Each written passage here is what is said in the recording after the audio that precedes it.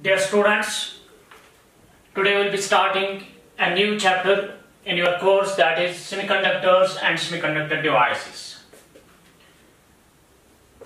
इस चैप्टर को मैं यहाँ पे चार टॉपिक्स में यहाँ पे पढ़ाऊंगा। तो पहला टॉपिक जो हमारा होगा यहाँ पे that will be classification of solids, and then we will discuss the energy bands in solids, that's band theory.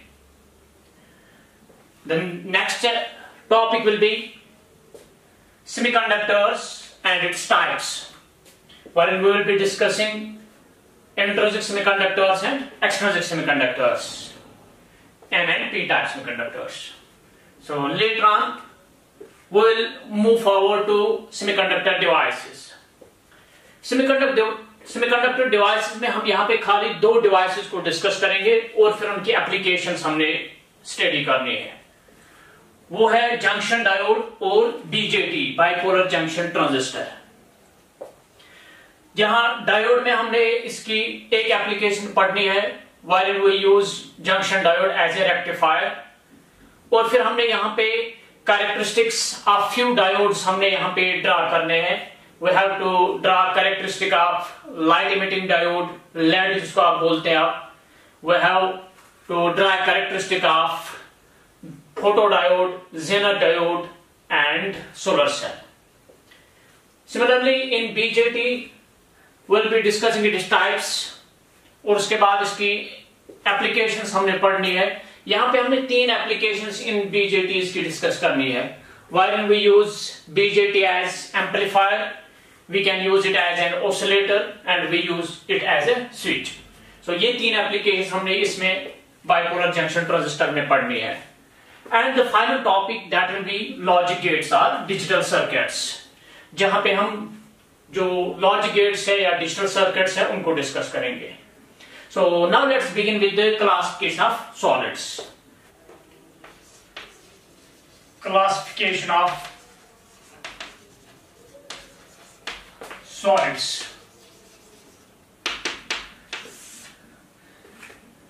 जो यहां पर हम क्लासिफिकेशन करेंगे solids की, it will not be based on their magnetic properties like we are paramagnetic, ferromagnetic and diamagnetic substances.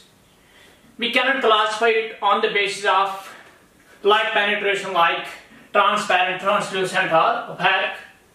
Or we cannot classify here solids on the basis of their pattern of their atoms or lattice like we have crystalline solids and amorphous solids.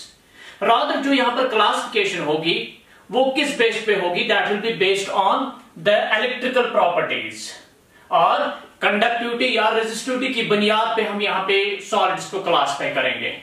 So on the basis of resistivity और conductivity, on the basis of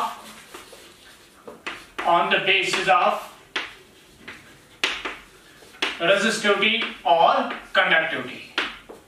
Rho means resistivity, sigma means conductivity. So we classify solids into three groups here. So first we can classify them into insulators. We can have metals or conductors, and we can have semiconductors.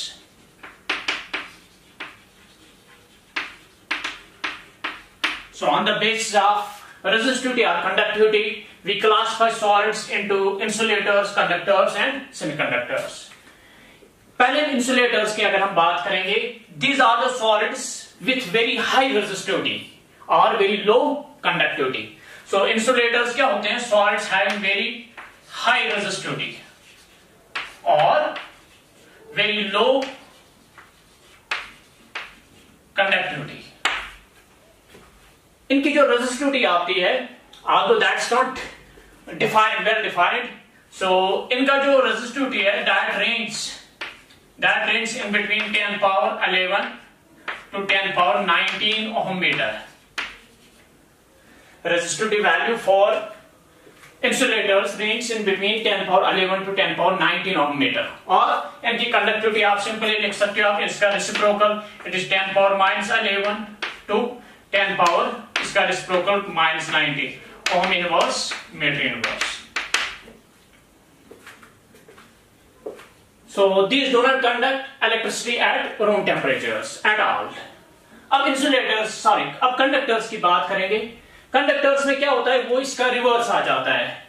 Conductors are the solids having very low resistivity और very high conductivity. So इनका क्या होता है, very low resistivity और very high conductivity. इनकी जो resistivity होती है that's approximately 10 power -2 to 10 power -8 ohm metre, और कंडक्टिविटी इसका रेसिप्रोकल आएगा, that will be approximately 10 power 2 to 10 power 8 ohm inverse metre inverse और सीमेंस पर मीटर। सो अब अगर हम देखें सेमीकंडक्टर्स को, इंसुलेटर्स में वेरी लो रेजिस्टिविटी और वेरी हाई रेजिस्टिविटी और वेरी लो कंडक्टिविटी। कंडक्टर्स में very low resistivity and very high conductivity. लेकिन जो सेमीकंडक्टर्स होते हैं इनका क्या होता है कि ये इंटरमीडिएट में आते हैं। इनका जो इंटरमीडिएट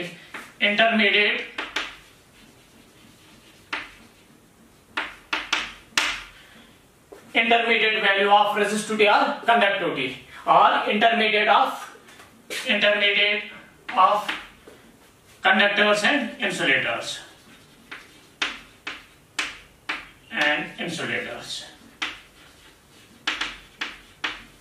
ये इसके बीच में आते हैं, यानी इनकी जो रेजिस्टिविटी है, it is lower than that of insulators but larger than that of conductors. So resistivity lower than insulators but larger than conductors. इसलिए अगर आप कंडक्टिविटी में देखें तो इसका रिवर्स आएगा, यानी इसका यही आएगा सेम। सो इसका कंडक्टिविटी जो है, it will be higher than, इसकी कंडक्टिविटी ज्यादा होगी किनसे, इंसुलेटर से, हायर देन इंसुलेटर्स, बट जो कंडक्टर से इनकी कंडक्टिविटी कम होगी, बट लोअर देन कंडक्टर्स।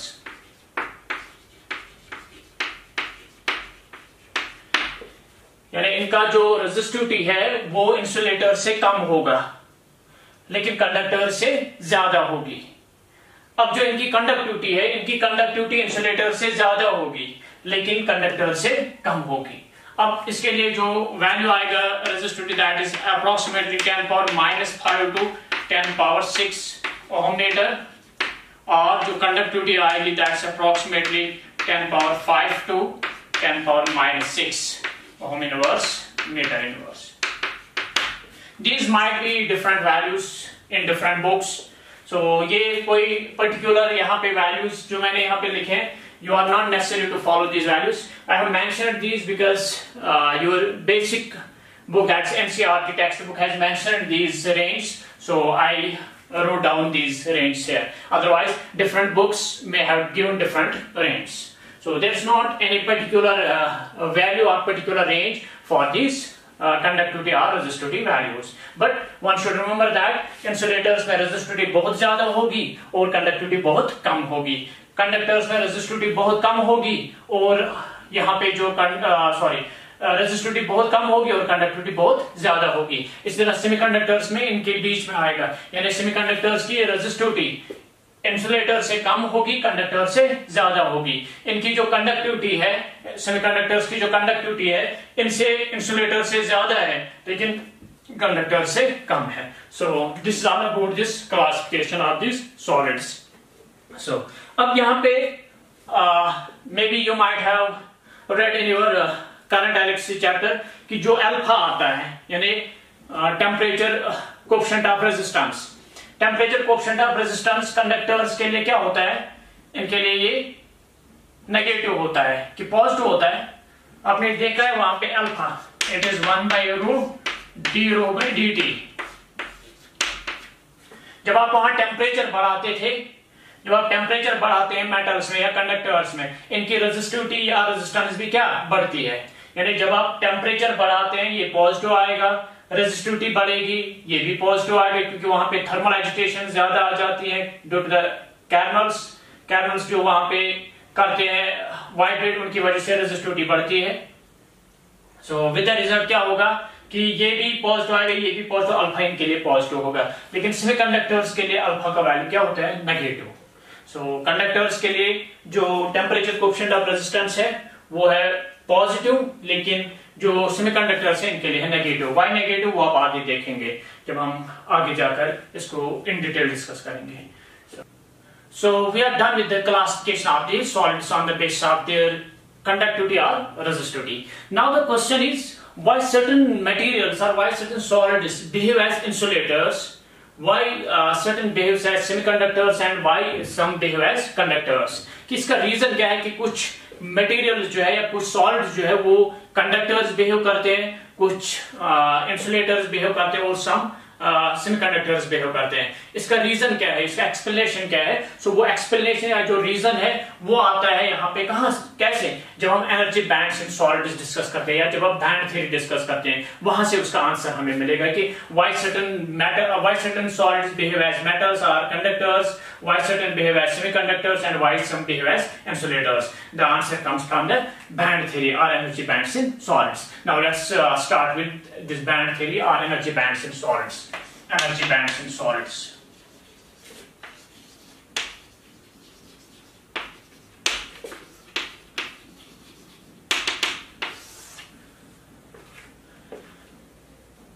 यहां पे इसका क्वालिटेटिव अप्रोच हम करेंगे, क्योंकि अगर आपने ये बैंड थ्योरी आपने डिस्कस करनी है या एनर्जी बैंड्स सॉलिड्स में करते हैं तो ये एक कंप्लीट एक चैप्टर है या एक कंप्लीट टॉपिक है ये। So it will take you almost months to complete this topic जब आप इसके ऊपर जाएंगे, क्योंकि आपने फिर कुछ मॉडल स्टडी करने हैं, लाइक क्रॉनिक बेनी मॉडल आपने स्टडी करनी है, तो वहां पे आपने बोलूज थ्योरम आपने यूज करनी पड़ेगी। So ultimately you will look for those brilliant zones जहां पे डिसकंटिन्यूटीज आती है। So all about that. लेकिन हम यहाँ पे वो स्टडी हमने नहीं करनी है, we will keep it as simple as possible ताकि जो आपकी रिक्वायरमेंट है वो फुलफिल हो जाए। Now let me start with atomic structure. आपने एटॉमिक स्ट्रक्चर में पढ़ा है कि जैसे आपने अब तक, क्योंकि आप लोअर क्लास में आप तक खाली अपने हाइड्रोजन एटम पढ़ा है, हाइड्रोजन एटम में आपने बोहर्स मॉडल पढ़ा है। बोहर्स मॉडल से फाइनली आपने कंक्लूड किया था कि जो यहाँ पे एनर्जीज है, एनर्जी लेवल्स जो है इन एटम्स में वो डिस्क्रीट एनर्जी लेवल्स होती है। जैसे अगर हाइड्रोजन एटम की बात करेंगे आप, हाइड्रोजन एटम में आपने ऐसे लिखा हुआ वो एनर्जी डायग्राम, पहली लेवल की -13.6 इलेक्ट्रॉन वोल्ट होती है, फिर -3.4 electron volt, -1.5 electron volt, -1.8 electron volt, so on and so forth. सो इस तरह से आप ये एनर्जी लेवल डायग्राम वहां पे बनाते हो। So that means in an isolated atom, जब आप isolated atom की बात करते हैं तो there are discrete energy levels. Isolated atom की जब आप बात करते हैं तो इसमें discrete energy levels होती हैं। So अब लेकिन solids में एक isolated atom नहीं होता है।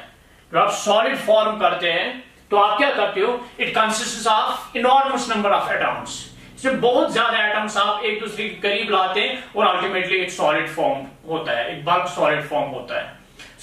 अब इसलिए हम यहाँ पे ऐसे बात नहीं कर सकते हैं कि जैसे हम आइसोलेटेड एटम्स की बात कर रहे होते हैं।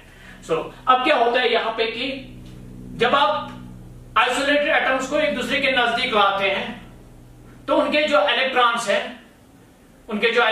है, जैसे फॉर एग्जाम्पल मैं हाइड्रोजन एटम की बात करूंगा, यह है न्यूक्लियस इसका, तो ये इसका फर्स्ट शेल है, इसमें एक इलेक्ट्रॉन है। इस तरह सपोज ये है इसका न्यूक्लियस दूसरे एटम का, ये इसका यहाँ पे फर्स्ट शेल, ये इसका इलेक्ट्रॉन है सपोज। जब आप पहले एक आइसोलेटेड हाइड्रोजन एटम देखते हैं, एक आइसोलेटेड हाइड्रोजन एटम, तो इसमें आपके पास इसमें डिस्क्रीट एनर्जी लेवल्स होंगी। इसमें -13.6 एनर्जी लेवल होगी, -3.4, -1.5, -0.8, सो ऑन एंड सो फोर्थ। इसी तरह इसमें भी यही लेवल्स होंगी, -13.6, -3.4, -1.5, -0.8, सो ऑन एंड सो फोर्थ। लेकिन अब क्या होगा, जब ये एक दूसरे के करीब लाएंगे आप, तो ये इलेक्ट्रॉन जो है इसमें अब खाली इसका न्यूक्लियस इफेक्ट नहीं करता है, तो इसमें खाली इफेक्ट इसके न्यूक्लियस का नहीं है, रादर इस पे अब ये इलेक्ट्रॉन भी यहां पे कुछ अपना इफेक्ट करेगा, इस पे इसके न्यूक्लियस का भी इफेक्ट आएगा। सिमिलरली जो इलेक्ट्रॉन यहां पर था, इस इलेक्ट्रॉन पे अब ये इलेक्ट्रॉन भी इफेक्ट करेगा, इसका ये न्यूक्लियस भी इस पे इफेक्ट करेगा। इसलिए जो अब तक हमने ये एनर्जी लेवल्स डिस्कस की थी, अब ये ऐसे नहीं रहेगा। सो दैट मीन्स कि अब तक ये भी -13.6 एनर्जी लेवल थी, ये भी -13.6 एनर्जी लेवल थी, जो हम आइसोलेटेड केसेस में देखते थे। लेकिन जब ये एक दूसरे के करीब आ गए, जब ये एक दूसरे के करीब आ गए, तो अल्टीमेटली क्या होगा कि अब ये इलेक्ट्रॉन या ए इलेक्ट्रॉन, इन पे अब एक तो अपने न्यूक्लियस का इफेक्ट होगा, अपने इलेक्ट्रॉन्स का इफेक्ट होगा, साथ साथ में जो नाइबरिंग अब एटम है उसके इलेक्ट्रॉन्स और उसके न्यूक्लियस का भी इफेक्ट आएगा। अल्टीमेटली क्या होता है कि अब ये एनर्जी लेवल जो है, ये 13.6 एनर्जी लेवल जो थी, अब तक ये एक ही लेवल थी, क्योंकि इसमें भी वही 13.6, इसमें भी वही 13.6 था। ये मान लीजिए एक एनर्जी लेवल थी। अब क्या होगा, ये स्प्लिट होगी इनटू 2 लेवल्स। अब यहां पर जब हम इन दोनों को एक करीब लाते हैं, वहां पे अब ये सिंगल एनर्जी लेवल नहीं रहेगी -13.6, रादर क्या होगा, ये स्प्लिट होगी इनटू 2 लेवल्स, या ऐसे 2 लेवल्स में स्प्लिट हो जाएगी। इसी तरह फॉर एग्जांपल अगर आप और एक हाइड्रोजन एटम यहां से लाएंगे, ये इसका न्यूक्लियस है, ये इसका फर्स्ट शेल है, इसका इलेक्ट्रॉन जो है अब इसका इफेक्ट भी आएगा, इसके न्यूक्लियस का इफेक्ट आएगा। सो इस तरह से अब ये लेवल जो थी -13.6 इलेक्ट्रॉन वोल्ट, ये -13.6 इलेक्ट्रॉन वोल्ट जो लेवल थी, अब ये सिंगल लेवल नहीं रहेगी, रादर क्या होगा, अब ये एक दूसरे पे इफेक्ट करेंगे, विद द रिजल्ट ये लेवल जो है it will split into 3 levels. Similarly अगर आप 4 एटम्स एक दूसरे के करीब लाते हो, 4th एटम जब आप लाएंगे, तो अब ये 13.6 जो है -13.6 इलेक्ट्रॉन वोल्ट है, ये एनर्जी लेवल जो है now it will split into 4 levels. इस तरह जितने आप एटम्स एक दूसरे के करीब लाते हैं, जितने आप एक दूसरे के करीब ये एटम्स लाएंगे, उतनी लेवल्स में ये एनर्जी लेवल 13.6 स्प्लिट हो जाएगी। सिमिलरली ये 3.4 का भी यही होगा, इसी तरह जो 1.5 है इसका भी यही होगा। सो दैट मीन्स जब आप यहाँ पे जब आप एटम्स को एक दूसरे के करीब लाते हैं, जो एनर्जी लेवल है, हर कोई energy level it split into that number of energy levels, जितने आप एटम्स एक दूसरे के करीब लाते हैं। सो विद द रिजल्ट क्या होगा, अब हम सॉलिड्स की बात करते हैं, सॉलिड्स में बहुत ज्यादा ये एटम्स होते हैं। सो जब आप n नंबर ऑफ एटम्स एक दूसरे के करीब लाएंगे, जब आप n नंबर ऑफ एटम्स एक दूसरे के करीब लाएंगे, तो हर कोई एनर्जी लेवल कितनी लेवल्स में स्प्लिट होगी, n लेवल्स में स्प्लिट होगी, ऐसे।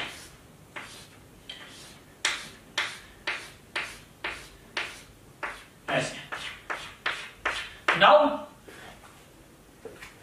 लेट सपोज अगर आप एवोगाड्रोस नंबर ही लेंगे, अगर आप 1 मोल सब्सटेंस लेंगे किसी सॉलिड का, अगर आप 1 मोल सब्सटेंस लेंगे किसी सॉलिड का, तो उसमें आपने पता है इसमें 10⁻23 सपोज एटम्स आते हैं। जब आप 10⁻23 एटम्स 1 मोल के लेते हैं, सो इस तरह से ये 10⁻23 एटम्स आप एक दूसरे के करीब लाते हैं, सो विद द रिजल्ट हर कोई एनर्जी लेवल जो है, ये level it will split into 10⁻23 levels. Similarly ये लेवल भी स्प्लिट होगी इनटू 10⁻23 लेवल्स, ये भी 10⁻23 लेवल्स, ये भी 10⁻23 levels. So with the result यहां पर क्या होगा कि यहां पे बहुत ज्यादा एनर्जी लेवल्स ऐसे बनेंगे, ऐसे। इसी तरह फिर ये इसका दूसरा शेल जो था, दूसरा लेवल जो था, उसको भी ऐसे ही स्प्लिट आ जाएगा, ऐसे ही तीसरे लेवल का भी ऐसे ही स्प्लिट आ जाएगा।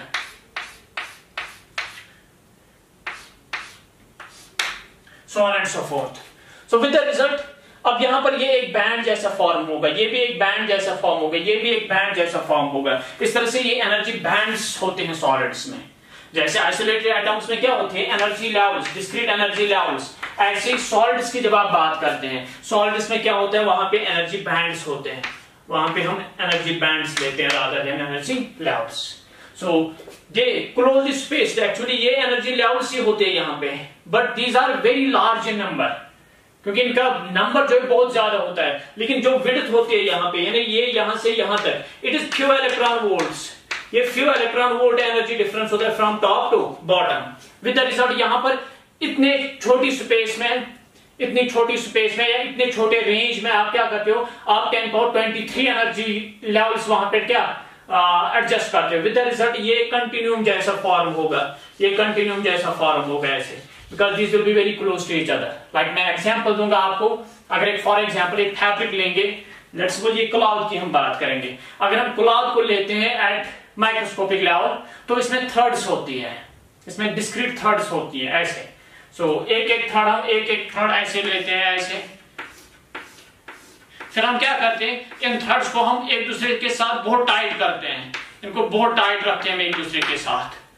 अब जब आप फिर देखते हैं अपनी नेकेड आई से, जब आप इसको देखते हैं तो हमें यहाँ पे कोई डिस्क्रीटनेस नहीं नजर आती है, हमें ऐसा लगता है जैसे ये कंटिन्यूम है, यहाँ पे एक बैंड जैसा इस फैब्रिक का बन जाता है। सिमिलरली यहाँ पर यही होता है, यहाँ पर एक्चुअली ये डिस्क्रीट एनर्जी लेवल्स होते हैं, लेकिन जो स्पेसिंग होती है दो लेवल्स के बीच में वो बहुत कम होती है, क्योंकि आप बहुत कम रेंज में ज्यादा एनर्जी लेवल्स एडजस्ट करते हो, विद द रिजल्ट यहां पर एक कंटिन्यूम जैसा फॉर्म होगा। तो ये इस तरह से एनर्जी बैंड्स फॉर्म होते हैं किनमें, सॉलिड्स में।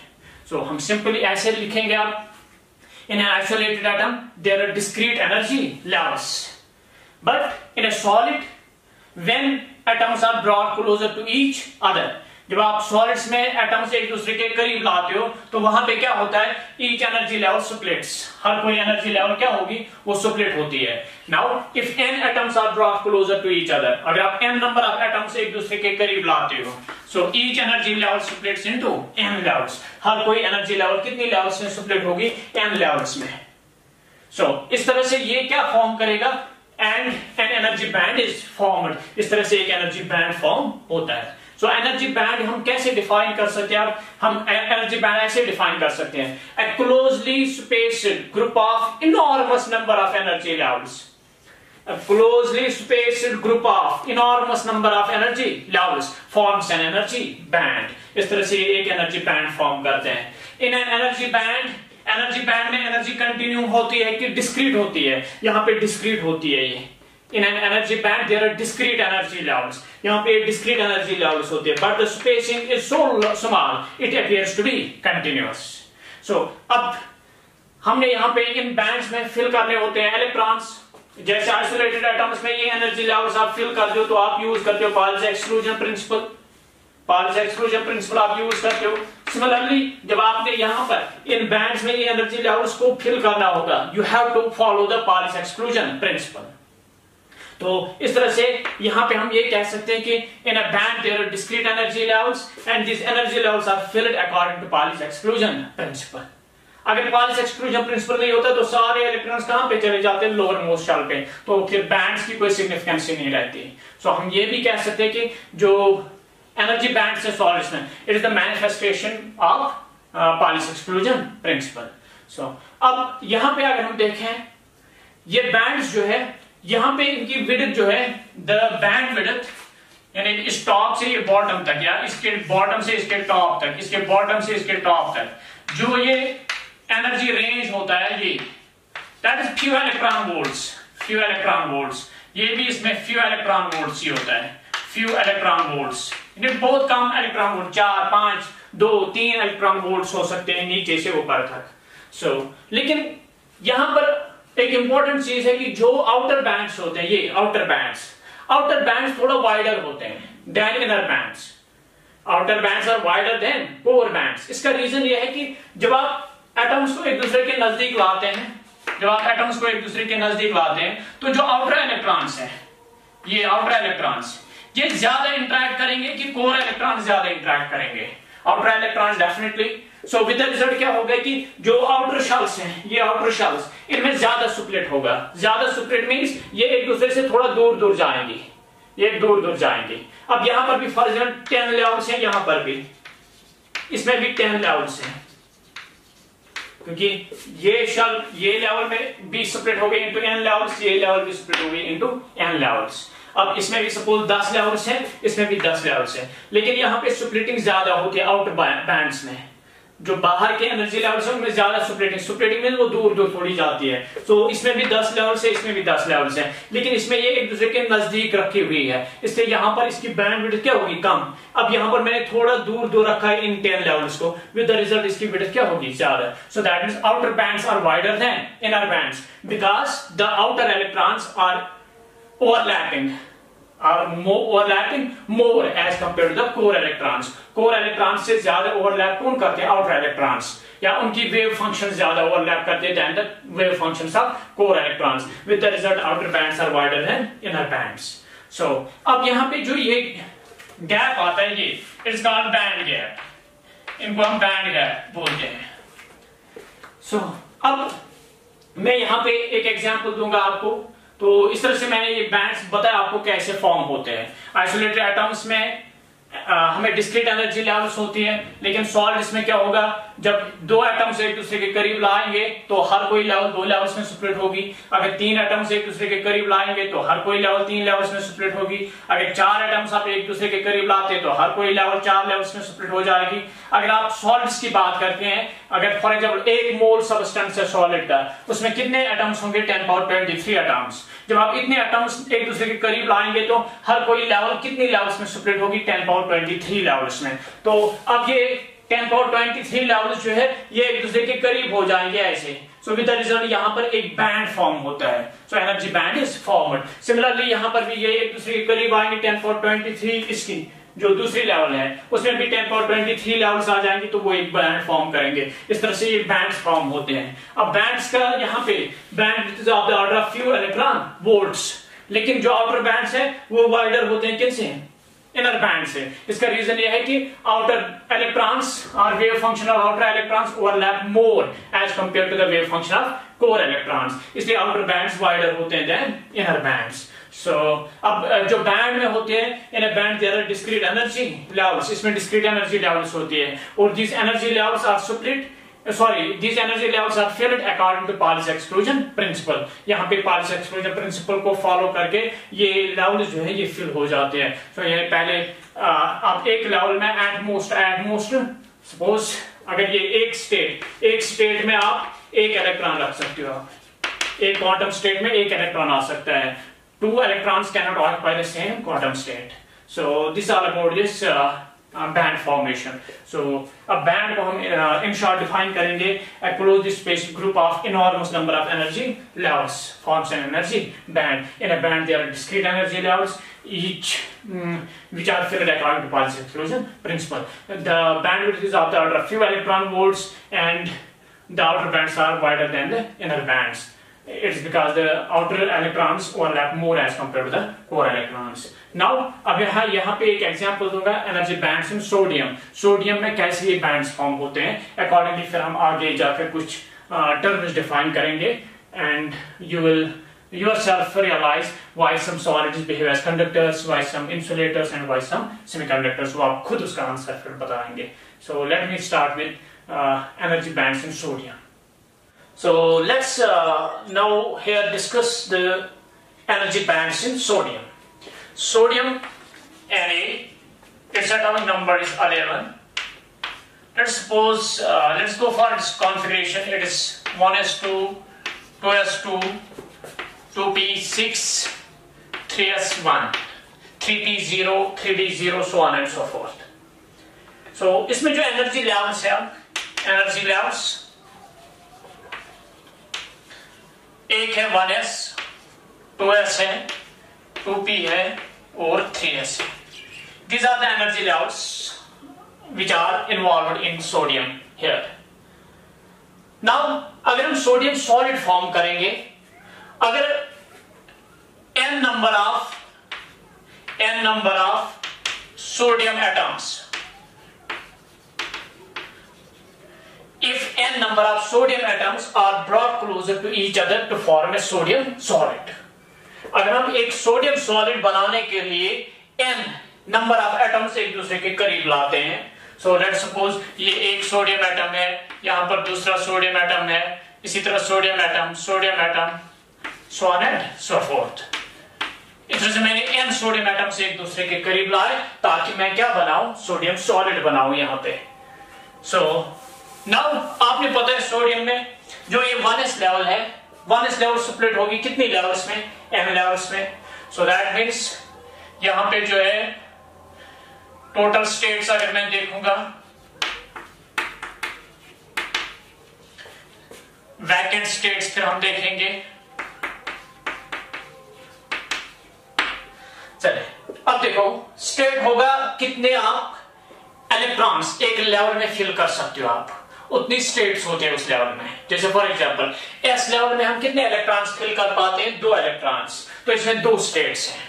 अगर पी लेवल में आते हैं, पी लेवल में कितने इलेक्ट्रॉन्स फिल होते हैं, 6 इलेक्ट्रॉन्स, इसमें 6 स्टेट्स हैं। डी लेवल में कितने इलेक्ट्रॉन्स फिल करते हैं, 10, उसमें 10 स्टेट्स हैं। सो अब एस लेवल में कितनी स्टेट्स हैं, 2। सो इसलिए यहां पे एक एस लेवल में 2 स्टेट्स हैं।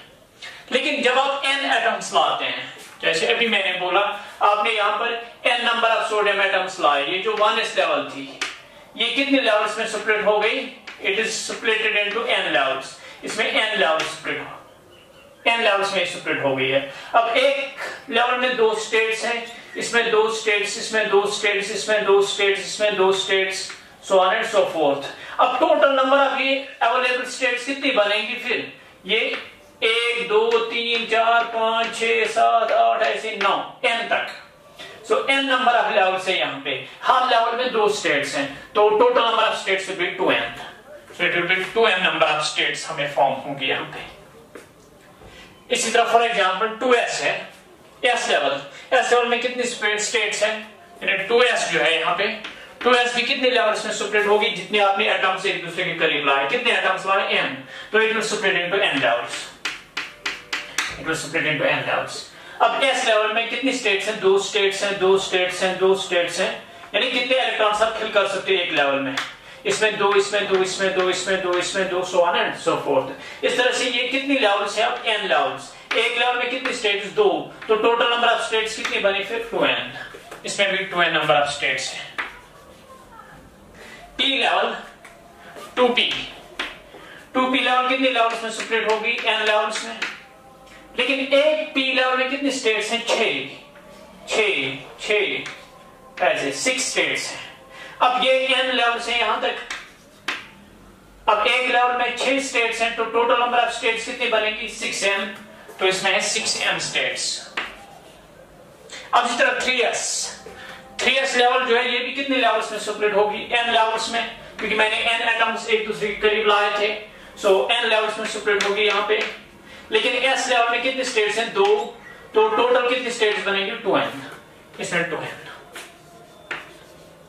अगर 3p होता, सपोज 3p में कितनी स्टेट्स आती, p लेवल में 6 स्टेट्स, यहां पे कितनी लेवल्स में होंगी, n लेवल्स, तो इसमें टोटल नंबर ऑफ 6n। अगर 3d होता, d में कितनी स्टेट्स, 10, क्योंकि 10 इलेक्ट्रॉन्स आप फिल कर सकते हो d लेवल में, सो 10 स्टेट्स। लेकिन यहाँ पे जो 3d लेवल है, 3d लेवल भी कितनी लेवल्स में स्प्लिट होगी, n लेवल्स में, इसलिए टोटल नंबर ऑफ स्टेट्स कितनी बनेगी, 10n। लेकिन अब ये एम्प्टी है, 3p 3d एम्प्टी, इसलिए इनको हम इन्वॉल्व नहीं करेंगे, let's forget about these 3p and 3d।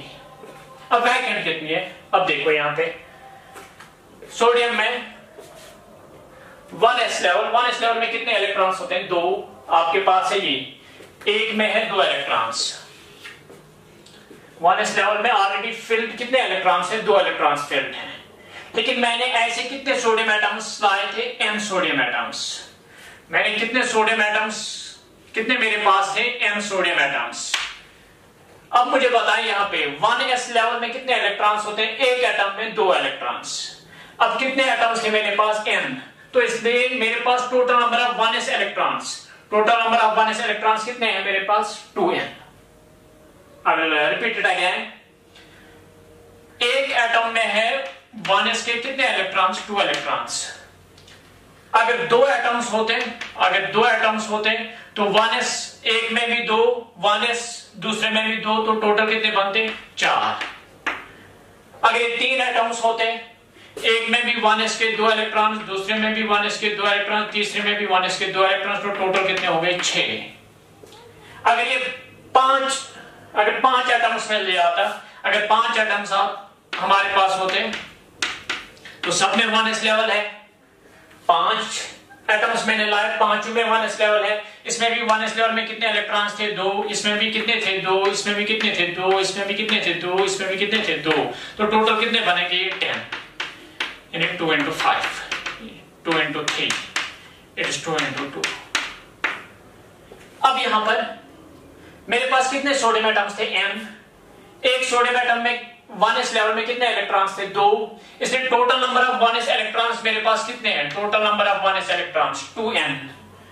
अब 2n स्टेट्स भी है और 2n इलेक्ट्रॉन्स भी है, इसलिए यहां पे सारी स्टेट्स क्या होंगी? यहां पे all states will be occupied. यहां पर वैकेंट कोई होगा? नहीं होगा कोई vacant, 0 state will be vacant. Similarly यहां देखिए आप 2s लेवल में कितने इलेक्ट्रॉन्स थे? 2। लेकिन मेरे पास कितने एटम्स थे? n। तो total number of 2s electrons मेरे पास कितने बनेंगे? 2n। अब स्टेट्स भी कितनी है? 2n। तो all will be occupied, empty क्या होगा? वैकेंट होगा 0, कोई वैकेंट नहीं रहेगा। इसके बाद 2p में कितने इलेक्ट्रॉन्स थे? 6। लेकिन मेरे पास कितने एटम्स थे सोडियम के? n। इसलिए मेरे पास total number of 2p electrons कितने बनेंगे? 6n। स्टेट्स भी कितनी है? 6n। तो all will be occupied, empty कोई नहीं होगी। इसके बाद 3s में कितने इलेक्ट्रॉन्स? 1 इलेक्ट्रॉन। 3s में मेरे पास है 1 इलेक्ट्रॉन, लेकिन मेरे पास टोटल नंबर ऑफ एटम्स कितने थे? n। इसलिए total number of electrons 3s के टोटल नंबर ऑफ इलेक्ट्रॉन्स कितने बनेंगे? n electrons. लेकिन स्टेट्स कितनी है? 2n। तो 1n half will be occupied, 1n, या simply n number of states will be occupied, n number of states will be vacant। क्योंकि यहां पर मेरे पास एक सोडियम एटम का 1 इलेक्ट्रॉन है। अगर मेरे पास दो सोडियम एटम्स थे तब मेरे पास 2 इलेक्ट्रॉन्स होते। अगर 3 सोडियम एटम्स होते तो 3 इलेक्ट्रॉन्स। मेरे पास कितने सोडियम एटम्स? n। इसलिए मेरे पास कितने इलेक्ट्रॉन्स? n। लेकिन स्टेट्स कितनी अवेलेबल है? 2n स्टेट्स अवेलेबल है। तो लेकिन इलेक्ट्रॉन्स की इलेक्ट्रॉन्स है हमारे पास n। So n states will be occupied और n स्टेट्स क्या रहेंगी? वैकेंट। तो इसलिए से यहाँ पे n number of states will be vacant. अगर फॉर एग्जांपल अगर हम 2p की बात करें, 3p की बात करें, p लेवल में कितने इलेक्ट्रॉन्स होते हैं? 6। तो टोटल स्टेट्स 6। लेकिन यहां पर कितने एटम्स थे? n atoms. तो हर कोई लेवल कितने लेवल्स में स्प्लिट होगी? n लेवल्स में। तो टोटल नंबर ऑफ स्टेट्स कितने बनेंगी? 6n। अब 3p में कोई इलेक्ट्रॉन है? 3p में कोई इलेक्ट्रॉन ही नहीं है, हमारे पास कोई इलेक्ट्रॉन अवेलेबल ही नहीं है, इसलिए सारे के सारे क्या रहेंगे? वैकेंट। अगर 3d की बात करेंगे हम, d लेवल में कितनी स्टेट्स? 10। लेकिन यहाँ पे कितने एटम्स थे? n atoms. तो हर कोई लेवल कितनी लेवल्स में स्प्लिट होगी? n लेवल्स में। Total number of states will be 10n। अब वैकेंट सारे के सारे वैकेंट, क्योंकि 3d में कोई इलेक्ट्रॉन नहीं था। सो यहां पर ये हम नहीं लेंगे कंसिडरेशन, हम खाली s का कंसिडरेशन में लेंगे। आई होप कि आपको ये अंडरस्टैंड हुआ होगा। देखो मैं फिर से रिपीट करूंगा, मेरे पास सोडियम है, इसका configuration 1s2 2s2 2p 6 3s1। 1s में 2 इलेक्ट्रॉन, 2s में 2 इलेक्ट्रॉन, 2p में 6 इलेक्ट्रॉन और 3s में 1 इलेक्ट्रॉन। अब मैं सोडियम सॉलिड फॉर्म करता हूं। सोडियम सॉलिड फॉर्म करने के लिए मुझे आइसोलेटेड एटम नहीं चाहिए। मैंने कितने एटम्स लिए? मैंने n नंबर ऑफ एटम्स एक दूसरे के करीब लाए, n number of atoms, n number of atoms. तो आपने पता है ये 1s लेवल कितने लेवल्स में स्प्लिट होगी? n लेवल्स में। 2s लेवल भी कितनी लेवल्स में स्प्लिट होगी? n लेवल्स में। 3s लेवल भी कितनी, 2p लेवल भी कितनी लेवल्स में स्प्लिट होगी? n लेवल्स में। 3s लेवल भी कितने लेवल्स में स्प्लिट होगी? n लेवल्स में। Each energy level splits into n number of atoms। जितने आप करीब लाएंगे एटम्स उतनी लेवल्स में वो स्प्लिट हो जाएगी। नाउ ये 1s है। एक s लेवल में कितने इलेक्ट्रॉन्स फिल होते हैं? 2 इलेक्ट्रॉन्स। तो कितनी स्टेट्स होती हैं? 2 स्टेट्स। अब ये एक में 2 स्टेट्स, ये भी 2 states, 2 states, 2 states, 2 states, so on and so forth, n number of levels है। सो इसलिए total number of states will be 2n। इसमें भी 2s है, s में 2 स्टेट्स, 2 स्टेट्स, 2 स्टेट्स, कितनी लेवल्स? n। तो इसलिए ये 2 टाइम्स n आएगा। इसीलिए इसी तरह यहाँ पे 2p, इसमें 6 स्टेट्स, 6 स्टेट्स, 6 स्टेट्स, ये 6 कितनी बार आएगा? n bar. So 6n number of states. 3s है, इसमें टोटल स्टेट्स 2 2 2 2 कितनी बार? n बार। तो 2n। तो टोटल स्टेट्स इतनी है। अब देखो कितनी वैकेंट है और कितनी फिल्ड होंगी, कितनी स्टेट्स वैकेंट होंगी और कितनी स्टेट्स फिल्ड होंगी, वो हमें देखना है। अब ये देखें 1s एक सोडियम एटम की हम बात करेंगे। एक सोडियम एटम में 1s लेवल में कितने इलेक्ट्रॉन्स हैं? 2 इलेक्ट्रॉन्स ऑलरेडी अवेलेबल हैं। ये ऑलरेडी इलेक्ट्रॉन्स मेरे पास हैं 1s लेवल में। इसी तरह अगर 2 सोडियम एटम्स होते तो 1s में उसमें भी 2 इलेक्ट्रॉन्स होते तो टोटल नंबर ऑफ इलेक्ट्रॉन्स कितने थे? मेरे पास 4। अगर 3 सोडियम एटम्स होते उसमें भी 1s में 2 इलेक्ट्रॉन्स थे तो टोटल नंबर ऑफ इलेक्ट्रॉन्स मेरे पास कितने थे? 6। अब इसी तरह मेरे पास n number of sodium atoms हैं तो इसलिए मेरे पास ये कितने इलेक्ट्रॉन्स होंगे 1s के? 2n। स्टेट्स भी कितनी है? Total 2n। तो सारी 2n states will be occupied, ये सारी की सारी ऑक्युपाई हो जाएंगी, इसलिए वैकेंट कोई नहीं होगी। इसी तरह 2p में कितने इलेक्ट्रॉन्स हैं? 2। अब मेरे पास कितने एटम्स थे? n, इसलिए मेरे पास 2s के कितने इलेक्ट्रॉन्स बनेंगे? 2n। और स्टेट्स भी कितनी है? टोटल 2n, इसलिए सारी स्टेट्स क्या होंगी? फिल्ड होंगी, कोई वैकेंट नहीं होगी। इसके बाद 2p में कितने इलेक्ट्रॉन्स? 6। मेरे पास कितने एटम्स थे? n। Total number of electrons 2p electrons कितने बनेंगे? 6n। अवेलेबल स्टेट्स भी कितनी है? 6n। तो ऑल विल बी ऑक्युपाइड, क्योंकि एक स्टेट में एक ही इलेक्ट्रॉन फिल हो सकता है according to Pauli's exclusion principle. A given quantum state can accommodate at most 1 electron. So, अब इसी तरह 3s लेवल जो है, 3s लेवल में क्या होगा? 3s लेवल में मेरे पास total number of available states है 2n, लेकिन 3s लेवल में एक ही इलेक्ट्रॉन है। अब मेरे पास 2 एटम्स होते तो 2 इलेक्ट्रॉन थे, 3 एटम्स होते तो 3 इलेक्ट्रॉन्स थे, लेकिन मेरे पास कितने एटम्स है? n, इसलिए मेरे पास कितने इलेक्ट्रॉन्स होंगे? n electrons. लेकिन यहां पे स्टेट्स कितनी है? 2n। तो n will be occupied, n will be vacant. तो मैं इसको ऐसे बनाऊंगा, सपोज ये एक बैंड होगा, ये सारा ऑक्युपाइड होगा, मैं नीचे से कोर बैंड की तरफ जाऊंगा। चले ऐसे, ये 1s बैंड है, 1s लेवल्स का जो बैंड फॉर्म हो गया। इसी तरह फिर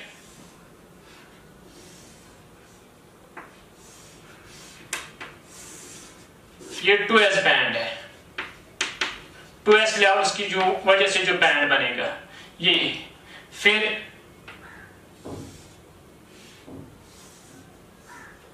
ये है यहां पे 2p वाला बैंड, जो 2p लेवल्स की वजह से बैंड फॉर्म होगा, ये 2p बैंड है। अब उसके बाद है ये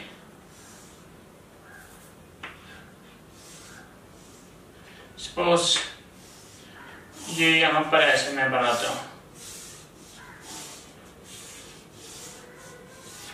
ये 3s बैंड है। देखो 1s band is completely occupied, कोई वैकेंट नहीं है। 2s band is completely occupied, कोई वैकेंट नहीं है। 2p band is completely occupied, कोई वैकेंट नहीं है। जो 3s बैंड है इसमें n स्टेट्स, ये n स्टेट जो यहां तक हाफ तक आएंगे वो ऑक्युपाइड है, जो n स्टेट्स ऊपर है वो वैकेंट है। तो इस तरह से बैंड फॉर्म हो गया। ये कोर बैंड, ये 1s लेवल कोर लेवल थी, इसलिए ये कम स्प्लिट होगी, इसका स्प्लिट इससे ज्यादा आएगा, 2p का स्प्लिट उससे ज्यादा आएगा और 3s का स्प्लिट ज्यादा आ जाएगा, क्योंकि जितना आप बाहर जाएंगे स्प्लिटिंग ज्यादा होती है। Outer bands will be wider than inner bands. तो इस तरह से सोडियम में ये बैंड्स फॉर्म होते हैं। So this is all about how energy bands are formed in solids, or how these energy bands are formed in sodium. इसी तरह फॉर एग्जाम्पल अगर आप सिलिकॉन या जर्मेनियम की बात करेंगे, उनमें भी ये एनर्जी बैंड्स फॉर्म होते हैं, तो वो हम आगे जाकर डिस्कस करेंगे जब हम सेमीकंडक्टर्स पे आएंगे। फिलहाल हम यहाँ पे कुछ टर्म्स डिफाइन करेंगे। सो अब इन शॉर्ट हम ये कहेंगे कि एनर्जी बैंड्स जो सॉलिड्स में है, energy bands in solids, it is actually a closed spaced group of enormous number of energy levels. In a band there are discrete energy levels which are filled according to Pauli's exclusion principle. Inner bands are outer bands are wider than inner bands, you know the reason. Now अब यहाँ पे कुछ bands जो है, there are some bands which are completely occupied at 0 Kelvin. अगर हम 0 kelvin की बात करेंगे, कुछ बैंड जो है वो कंप्लीटली ऑक्युपाई होते हैं, उनको हम नाम देते हैं वैलेंस बैंड। या इन अदर वर्ड्स हम ये भी कहते हैं कि जो वैलेंस इलेक्ट्रॉन्स होते हैं, जो वैलेंस इलेक्ट्रॉन होते हैं, जो उन इलेक्ट्रॉन्स की वजह से, जो उन लेवल्स की वजह से बैंड फॉर्म होता है, जो वैलेंस एनर्जी लेवल्स होती है, वैलेंस एनर्जी लेवल्स की वजह से जो बैंड फॉर्म होता है उसको हम नाम देते हैं valence band. A band which involves the energy levels of which involves the valence energy levels is called valence band. अगर हम टेक्स्ट बुक की डेफिनेशन तो यही है. सो वैलेंस बैंड, ये कुछ टर्म्स हैं जो हम यहाँ पे डिफाइन करेंगे. फिर आप देखेंगे कि why certain solids behave as conductors, some as insulators and some as semiconductors. Valence band.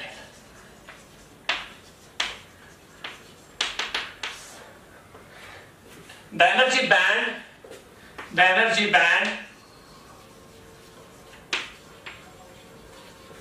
formed of the valence energy levels or valence electrons, or sometimes we write it as a band which is completely occupied at 0 Kelvin.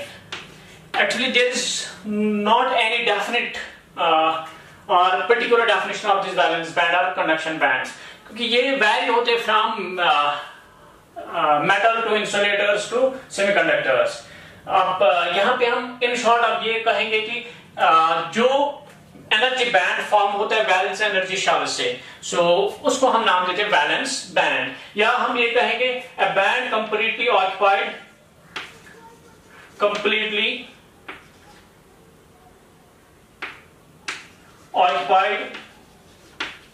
Eight 0 kelvin, इसका valence band. ना ये बहुत ज्यादा valence bands होते हैं, जैसे 1s भी completely occupied था, 2s भी कंप्लीटली ऑक्युपाइड था, 3s भी कंप्लीटली ऑक्युपाइड था, तो तीनों को हम नाम देंगे क्या, 2p भी कंप्लीटली ऑक्युपाइड था, उनको हम नाम देंगे वैलेंस बैंड. लेकिन हमारे लिए सिग्निफिकेंट होता है अपर वैलेंस बैंड. सो अब इसलिए हम लेते हैं यहाँ पे energy bend forward of the valence energy levels. अब दूसरा है यहाँ पे कंडक्शन बैंड.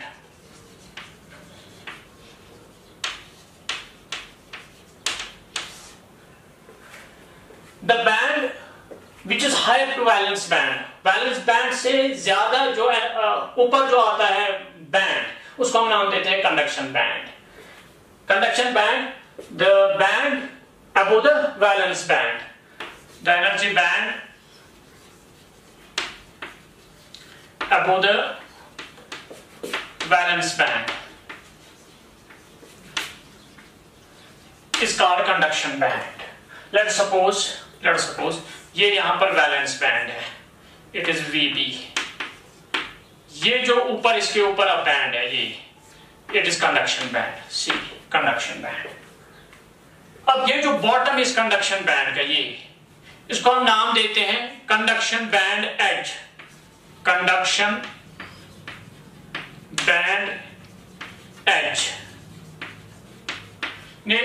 जो बॉटम है कंडक्शन बैंड का, उसको नाम देते हैं कंडक्शन बैंड एज. और जो टॉप होता है वैलेंस बैंड का, ये इसको हम नाम देते हैं वैलेंस बैंड एज. जो ये एनर्जी डिफरेंस होगा यहां से यहां तक, ये दिस कॉल्ड बैंड गैप और forbidden energy gap. Forbidden energy gap और band gap. Forbidden energy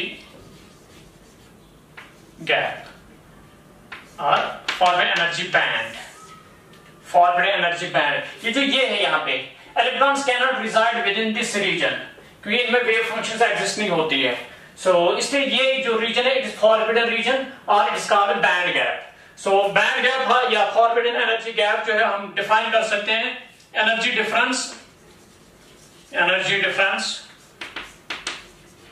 between bottom of conduction band, यानी conduction band edge, and top of valence band, the valence band edge. That's called energy gap. ये जो bottom है conduction band का, let's suppose it is EC.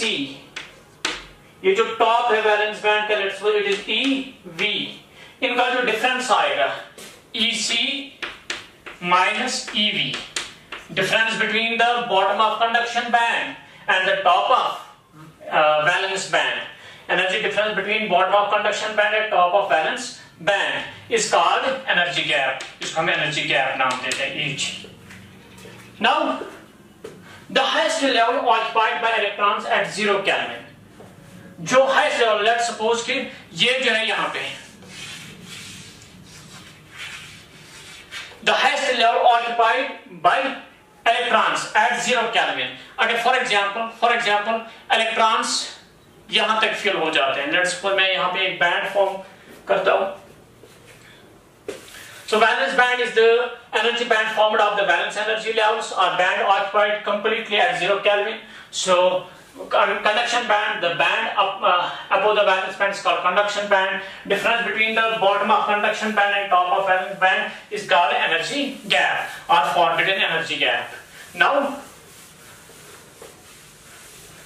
यहाँ पर है Fermi energy level.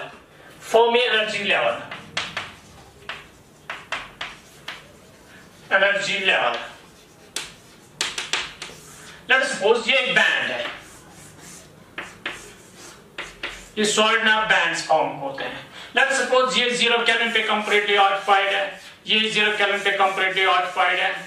अब ये जो है लेट्स सपोज ये यहां तक ऑक्युपाइड है 0 केल्विन, ये यहां इससे नीचे है.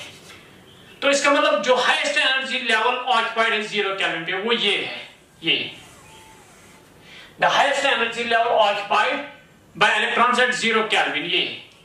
ये level जो highest occupied level है at 0 Kelvin. This is called as Fermi energy level. So highest energy level in a band occupied at 0 Kelvin. 0 kelvin पे जो हाईएस्ट एनर्जी लेवल बैंड में यहाँ पे क्या ऑक्युपाइड होगी, that's called as Fermi energy level. और हम इसको और एक डेफिनेशन देते हैं जो रियल डेफिनेशन इसकी मैथमेटिकल है. वो ये है कि आप हर किसी एनर्जी लेवल की प्रोबेबिलिटी देखते हैं. यहाँ पे हर किसी एनर्जी लेवल क्या चेक करेंगे प्रोबेबिलिटी कि कितनी प्रोबेबिलिटी है कि ये एनर्जी लेवल फिल्ड है कि एम्प्टी है. सो इसी तरह इसकी भी आप प्रोबेबिलिटी देखेंगे कि ये इसकी कितनी प्रोबेबिलिटी कि ये फिल्ड है कि एम्प्टी है. इसी तरह इसका भी आप प्रोबेबिलिटी चेक करेंगे कि इसकी कितनी प्रोबेबिलिटी कि ये फिल्ड है कि एम्प्टी है. इसकी भी आप चेक करेंगे कि ये फिल्ड है कि एम्प्टी है. इसके लिए भी चेक करेंगे आप क्या इसकी प्रोबेबिलिटी कितनी है कि ये फिल्ड है कि एम्प्टी है. तो वो एनर्जी लेवल जिसकी प्रोबेबिलिटी आएगी 50% वो होती है Fermi energy level. Fermi energy level हम सिंपली ये कहेंगे the energy level whose probability of occupancy is half. जिसकी प्रोबेबिलिटी ऑफ ऑक्यूपेंसी 50% है या हाफ है क्योंकि मैक्सिमम प्रोबेबिलिटी 1 होती है. सो 50% मींस हाफ. जिसकी प्रोबेबिलिटी हाफ है फिल होने की और प्रोबेबिलिटी हाफ है एम्प्टी होने की. सो उस एनर्जी लेवल को हम नाम देते हैं Fermi energy level. So the energy level whose probability of occupancy or empty, whose probability of empty or whose probability of occupancy is half or 50% is called Fermi energy level. इसको हम नाम देते हैं Fermi energy level. So this is all about this basic terminology in this band theory. So we must know the valence band, we must know the conduction band, we must be knowing the band gap and the Fermi energy level. So अब question यहाँ पर ये था कि why certain solids behave as insulators, why some solids behave as conductors and why some behave as semiconductors. इसका answer अब कहाँ से आएगा? इसी बैंड डायग्राम से या बैंड थ्योरी से ही आएगा. Now we will classify solids on the base of this band theory. Band theory से हम क्लासिफाई करेंगे सॉलिड्स को. So now let's go for it. Classification of solids on the base of band theory.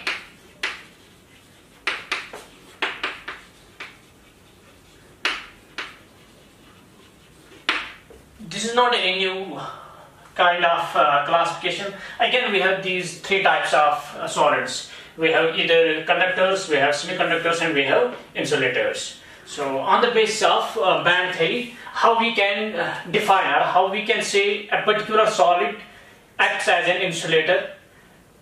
हम कैसे ये बोल सकते हैं कि एक पर्टिकुलर सॉलिड जो है ये कंडक्टर बिहेव करेगा और it will behave as an semiconductor. So यही जो क्वेश्चन मैंने पहले पूछा था आपसे कि हमने क्लासिफाई किया है सॉलिड्स को on the basis of their conductivity और resistivity into insulators, conductors and semiconductors. और अल्टीमेटली इंसुलेटर्स में हमने देखा, लेट्स सपोज उसके एग्जांपल है इंसुलेटर के डायमंड. इसी तरह सेमीकंडक्टर की एग्जांपल है जर्मेनियम एंड सिलिकॉन. इसी तरह कंडक्टर्स के एग्जांपल है सपोज कॉपर है या जिंक है. So now the question was why this diamond is an insulator, why it is not a conductor, or why it's not a semiconductor. Similarly, why this silicon or germanium, why these are semiconductors, why not conductors or insulators. So the answer comes from this band theory. So let's begin with the insulators.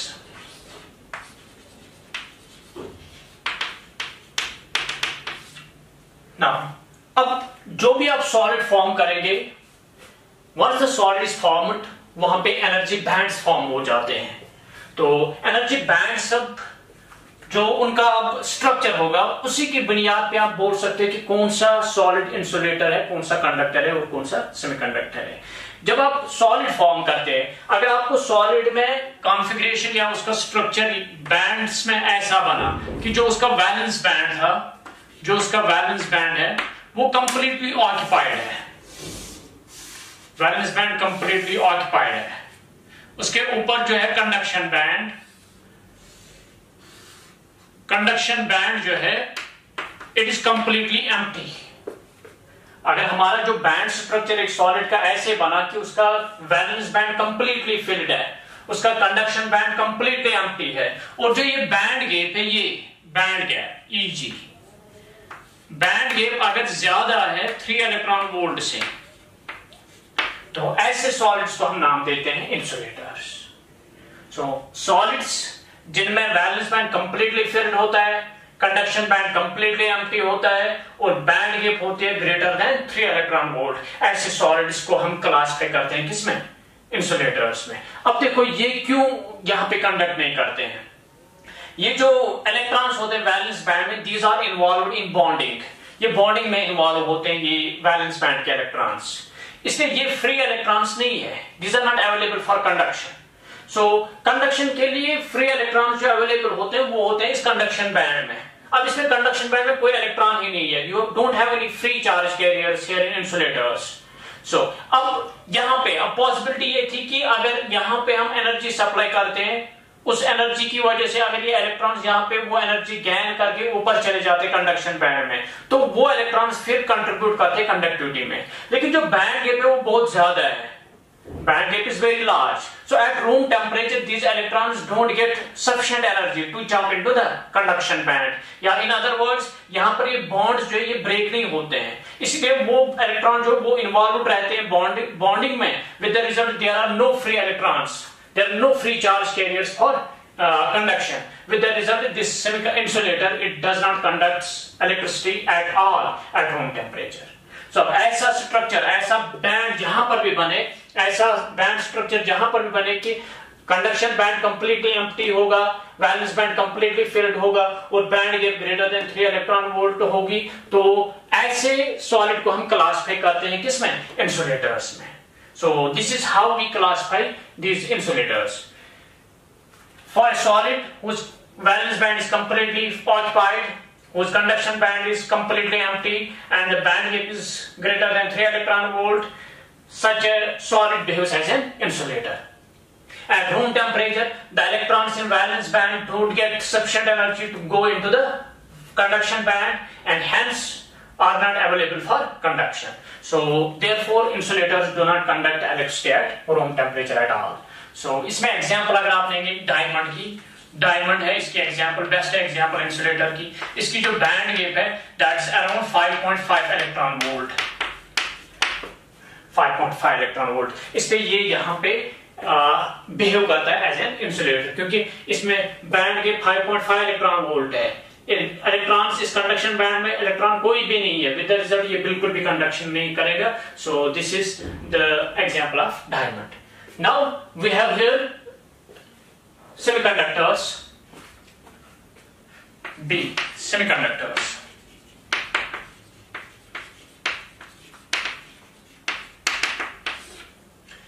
अब कौन सा solid behave करेगा? Semiconductor. वो solid जिसका band structure बिल्कुल ऐसा ही होगा कि उसका वैलेंस बैंड जो है वो कंप्लीटली ऑक्युपाइड होता है, कंडक्शन बैंड कंप्लीटली एम्प्टी होता है, लेकिन बैंड गैप जो है वो लेस देन 3 इलेक्ट्रॉन वोल्ट होगी। ऐसा सॉलिड जिसका वैलेंस बैंड कंप्लीटली फिल्ड होता है, कंडक्शन बैंड कंप्लीटली एम्प्टी होता है, और लेकिन बैंड गैप जो है वो लेस देन 3 इलेक्ट्रॉन वोल्ट है, तो ऐसा सॉलिड जो है ये बिहेव करता है सेमीकंडक्टर। देखो कैसे, eight T is equal to 0 Kelvin, T is equal to 0 Kelvin, that means you are not supplying any energy to the solid। आप इस सॉलिड और इस सबस्टेंस को आप कोई एनर्जी सप्लाई नहीं करते, या इन इलेक्ट्रॉन्स को जो वैलेंस बैंड में इलेक्ट्रॉन्स है इनको आप कोई एनर्जी सप्लाई नहीं कर सकते हो। आप टेम्परेचर रखते हो 0 Kelvin। इस केस में क्या होगा कि all the electrons will occupy the lower energy states, so with the result valence band completely filled होता है, conduction band completely empty होता है। अब इस तरह से यहाँ पे कोई भी इलेक्ट्रॉन आपके पास अवेलेबल नहीं है कंडक्शन के लिए, so it behaves as an insulator। so हम यहाँ पे ये लिख सकते हैं कि in case of semiconductors valence band is completely occupied, conduction band is completely empty, but the band gap is less than 3 electron volt. Such materials are classified into semiconductors। so at 0 Kelvin क्या होगा? at 0 Kelvin semiconductor behaves as an insulator। semiconductor behaves as an insulator, क्योंकि उस case में क्या होता है कि कोई भी इलेक्ट्रॉन अवेलेबल नहीं होता है कंडक्शन बैंड में कंडक्शन के लिए, so that's why it behaves as insulator. लेकिन रूम टेम्परेचर की अगर हम बात करेंगे, अब जब रूम टेम्परेचर की बात आती है तो रूम टेम्परेचर में अब क्या होता है, रूम टेम्परेचर में हम सप्लाई करते हैं T is equal to room temperature. Room temperature में 300 केल्विन अराउंड और 298 केल्विन। सो इसमें क्या होगा कि some electrons will get sufficient energy, क्योंकि अब बैंड गैप कम है, it is less than 3 electron volt. अगर आप सिलिकॉन की एग्जांपल लेंगे, सिलिकॉन में ये होता है 1.1 इलेक्ट्रॉन वोल्ट, और जर्मेनियम की अगर हम एग्जांपल लेंगे, जर्मेनियम में 0.7 इलेक्ट्रॉन वोल्ट होती है बैंड गैप। सो अब क्या होगा रूम टेम्परेचर पे? रूम टेम्परेचर पे हम यहां से एनर्जी सप्लाई करते हैं, with the result some electrons from the valence band, some electrons from the valence band, जो ये वैलेंस बैंड था ये कंप्लीटली ऑक्युपाइड था। जब आप रूम टेम्परेचर की बात करते हैं, some electrons from valence band get sufficient energy to jump into the conduction band, वो चले जाते हैं किसमें? कंडक्शन बैंड में। so with the result यहां से सपोज एक इलेक्ट्रॉन चला गया यहाँ पे, यहाँ पर एक वैकेंसी बनी इलेक्ट्रॉन की, इसी तरह दूसरा इलेक्ट्रॉन चला गया इसमें, यहां पर वैकेंसी बनी, तीसरा इलेक्ट्रॉन चला गया वैकेंसी बनी, यहां पे इलेक्ट्रॉन चला गया वैकेंसी बनी, यहां पे इलेक्ट्रॉन चला गया वैकेंसी बनी। So with the result there are few electrons, there are some charge carriers in the conduction band। conduction band में कुछ इलेक्ट्रॉन्स अवेलेबल है, so these electrons will contribute to the conductivity। so that means अगर हम semiconductor की बात करें तो 0 kelvin पे वो बिल्कुल इंसुलेटर बिहेव करेगा, कोई कंडक्शन नहीं होगी। लेकिन रूम टेम्परेचर पे क्या होता है कि कुछ इलेक्ट्रॉन्स किस में चले जाते हैं? कंडक्शन बैंड में। सो विद द रिजल्ट वो इलेक्ट्रॉन्स जो है वो अवेलेबल होते हैं कंडक्शन के लिए। सो इस तरह से ये रूम टेम्परेचर पे कंडक्ट करता है। नाउ अब जो यहाँ पे वैकेंसीज प्रोड्यूस हो गई, ये these vacancies produced in the valence band, these are called as holes। इनको होल हम नाम देते हैं, होल। अब यहां देखो क्या होता है कि अब यहां पर इलेक्ट्रॉन की वैकेंसी है, अब इस कंडक्शन वैलेंस बैंड का कोई और इलेक्ट्रॉन इसको ऑक्युपाई कर सकता है, यहां पर वैकेंसी प्रोड्यूस होगी, कोई और इलेक्ट्रॉन आएगा यहां से, ये इसको ऑक्युपाई करेगा, यहां पे ये होल बनेगा। सो इस तरह से ये इलेक्ट्रॉन्स अब इस वैलेंस बैंड में भी मूव हो सकते हैं। सो जब इलेक्ट्रॉन्स इस वैलेंस बैंड में मूव करेंगे, हमें ऐसा लगेगा जैसे ये वैकेंसी जो है ये पीछे चली जाती है या अपोजिट डायरेक्शन में चली जाती है। सो विद द रिजल्ट यहां पर भी अब मोशन आ गई चार्ज कैरियर्स की, तो इस तरह से ये भी यहां पे कंट्रीब्यूट करेंगे किसमें? कंडक्टिविटी में। So that means electrons of conduction band and holes of valence band will contribute to the conductivity in case of semiconductors. So semiconductor में रूम टेम्परेचर पे ये कंडक्ट करता है, लेकिन 0 केल्विन पे क्या होता है, इंसुलेटर बिहेव करता है। सो यहां पे क्या होंगे charge carriers eight room temperature, in semiconductors charge carriers are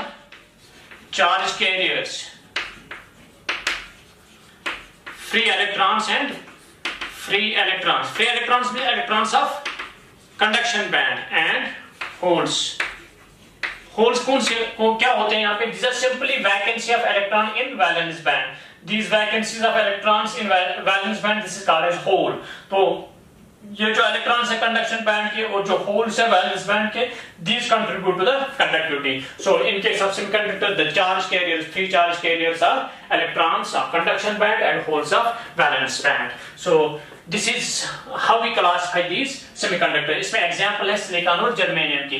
silicon की बैंड गैप है 1.1 इलेक्ट्रॉन वोल्ट और जर्मेनियम की है 0.7 electron volt. So it is less than 3 electron volt.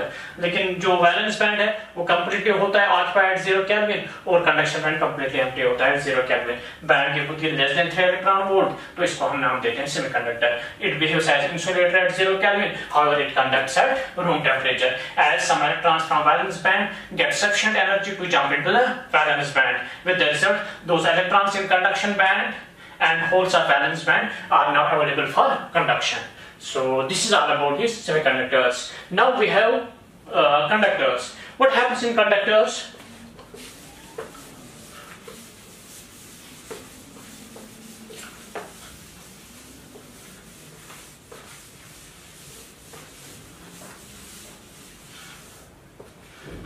Conductors में क्या होता है कि जो कंडक्टर्स सी और मेटल्स,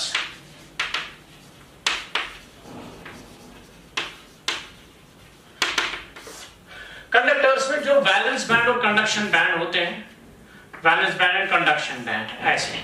सो इनमें Eg होता है, बैंड गैप होता है 0, अप्रोक्सीमेटली 0 इलेक्ट्रॉन वोल्ट। इन्हें जो वैलेंस बैंड और कंडक्शन बैंड है इनमें कोई बैंड गैप ही नहीं होती है।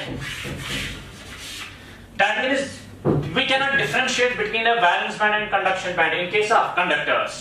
So we cannot distinguish between the valence band and the conduction band in case of conductors, क्योंकि इसमें बैंड गैप होती ही नहीं है। विद द रिजल्ट यहाँ पर क्या होता है कि एट एनी टेम्परेचर यहाँ पे ये electrons can easily go into these states, ये इनमें कहीं पर भी जा सकते हैं क्योंकि these are vacant states, ये वैकेंट स्टेट्स होती है।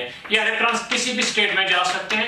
विद द रिजल्ट हमारे पास अवेलेबल होंगे large number of charge carriers for conduction. और समटाइम्स क्या होता है कि ये वैलेंस बैंड और कंडक्शन बैंड क्या करते हैं, ये ओवरलैप भी करते हैं, ऐसे ये ओवरलैप करते हैं।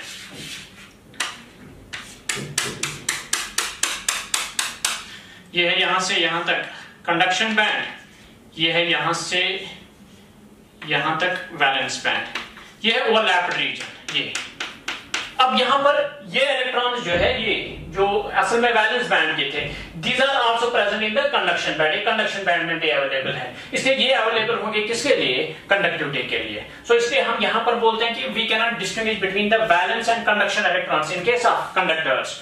No distinction between valence and conduction electrons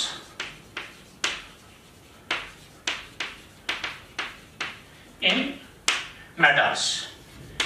यानी यहां पर मेटल्स में आप वैलेंस इलेक्ट्रॉन्स और कंडक्शन इलेक्ट्रॉन्स आप इंटरचेंज कर सकते हैं। These are the same terms you can use, valence electrons and conduction electrons।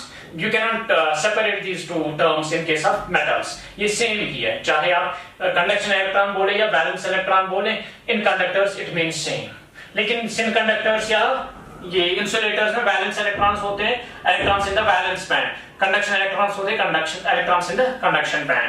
लेकिन metals में क्या होता है कि valence और वैलेंस इलेक्ट्रॉन्स और कंडक्शन इलेक्ट्रॉन्स एक ही होते हैं। You can not distinguish between the two, क्योंकि इसमें बैंड गैप 0 होता है, यहाँ ये क्या करते हैं, ओवरलैप करते हैं। With the result there is no distinction between the valence band and the conduction band. So this is all about this metals. So ये मेटल्स का हो गया यहाँ पे। अब आगे अब clearly you can answer any question कि कौन सा सॉलिड इंसुलेटर होगा, कौन सा सॉलिड सेमीकंडक्टर होगा और कौन सा सॉलिड कंडक्टर होगा। आपने खाली क्या देखना है, उसका बैंड स्ट्रक्चर देखना है। आप बैंड स्ट्रक्चर देखेंगे, अगर आपका बैंड स्ट्रक्चर ऐसे ऐसे आ गए कि वैलेंस बैंड कंप्लीटली ऑक्युपाइड होगा, कंडक्शन बैंड कंप्लीटली एम्प्टी होगा और बैंड गैप उनके बीच में ग्रेटर देन 3 इलेक्ट्रॉन वोल्ट है, तो आप कहेंगे ये इंसुलेटर है। अगर आपको दूसरा स्ट्रक्चर ऐसा मिला कि उसका वैलेंस बैंड कंप्लीटली ऑक्युपाइड है, कंडक्शन बैंड कंप्लीटली एम्प्टी है, लेकिन जो बैंड गैप है वो लेस देन 3 इलेक्ट्रॉन वोल्ट है, तो आप कहेंगे ये सेमीकंडक्टर है। अब ऐसे ही अगर आपको बैंड स्ट्रक्चर ऐसा मिला कि you can not distinguish between the valence band and the conduction band, और आप ये कहेंगे कि valence band and conduction band overlap करते हैं या बैंड गैप 0 है, तो उसको आप बोलेंगे कि ये क्या बिहेव करेगा, it will behave as a conductor. So this is all about just the classification of solids and energy bands in solids. In next lecture, we will start semiconductors and its types.